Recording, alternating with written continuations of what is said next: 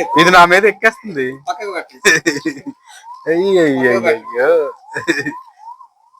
Okay, నమస్తే. నేను మీ doctor Sai Mahesh Reddy. Welcome back to friendly weight. ఈరోజు మనము యువత వ్యవసాయ రంగంలోకి రావాలి అనుకుంటూ ఉన్నాం కదా. అలాగా వ్యవసాయ రంగంలోకి వచ్చినటువంటి ఒక యువతను పరిచయం చేద్దామని చెప్పి మీ ముందుకు వచ్చినాను.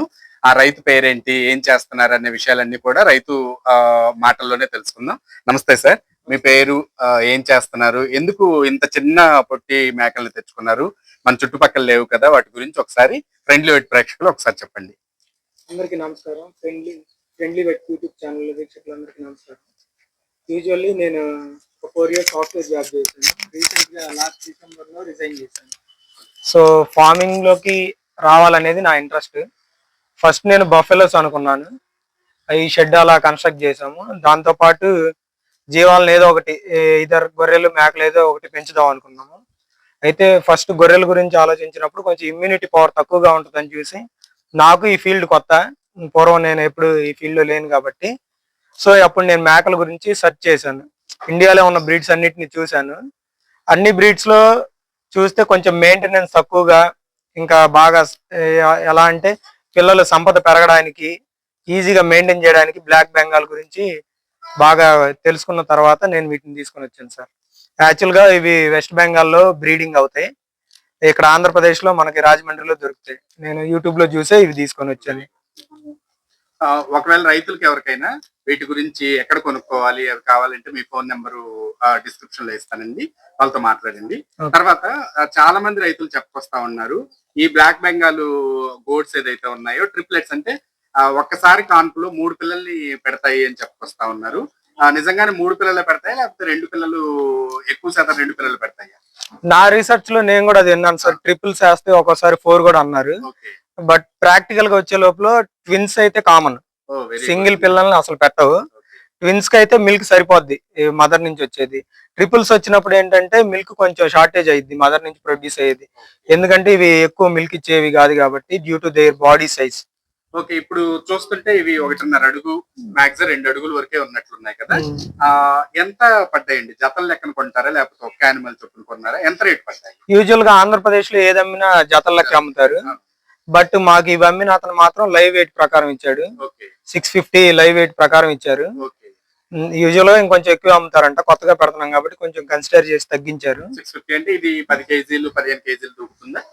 యాక్చువల్ గా ఎంగేజ్ కి వచ్చిన మేక అయితే ఫీమేల్ 15 కేజెస్ అలా ఉంటది, 12 to 15 ఉంటది. అదే సూడి మేక అయితే, ఆల్రెడీ ప్రెగ్నెంట్ గా ఉన్న మేక అయితే 15 to 20 కేజెస్ ఉంటది.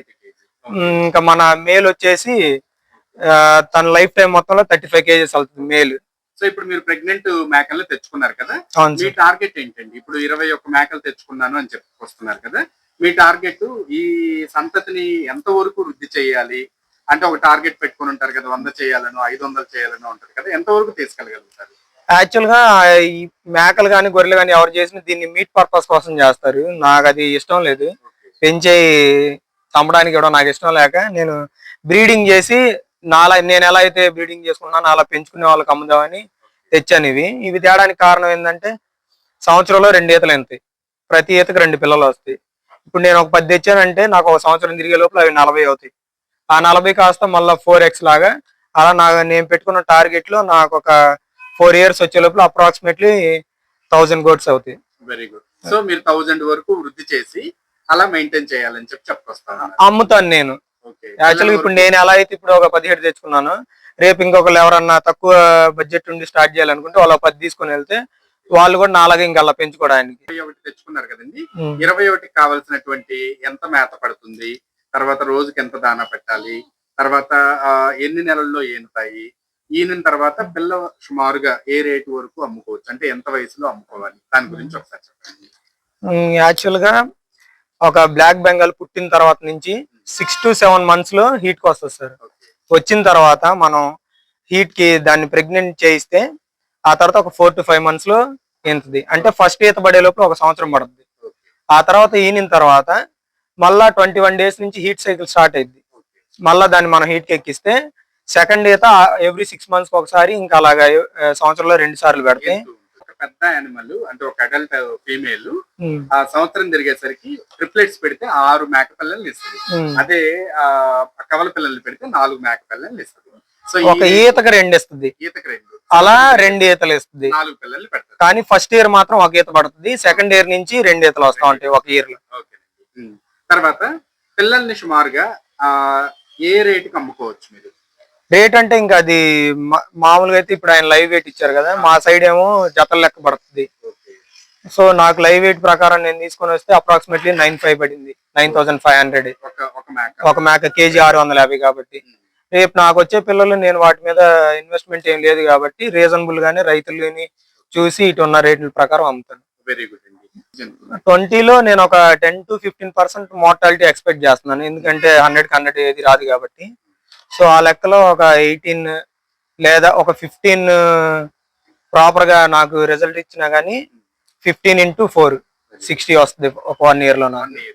ఎందుకంటే నేను ఆల్రెడీ ప్రెగ్నెంట్ అయ్యి ఇంతకు ముందు కని ఉన్న వాటిని తెచ్చుకున్నా, ఆల్మోస్ట్ ఇవి సెకండ్ లాక్టేషన్ నాకు.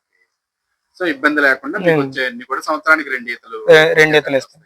ఒక 3 చిన్న పిల్లల్ని తెచ్చాను, అవి చూడాలి. తర్వాత వీటికి వైద్యపరంగా డీవార్మింగ్ చేసుకోవటం కానీ, టీకాలు వేసుకోవటం కానీ అవన్నీ డాక్టర్ గారిని మీరు కన్సల్ట్ అయి ఉంటారు కదా.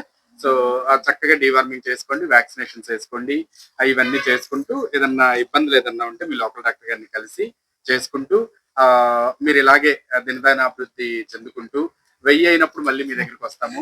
Okay, thank you. Thank you very much sir. హైలెస్సా హైలెస్సా హోయ్ హోయ్ పల్లె పడుచుల్లారా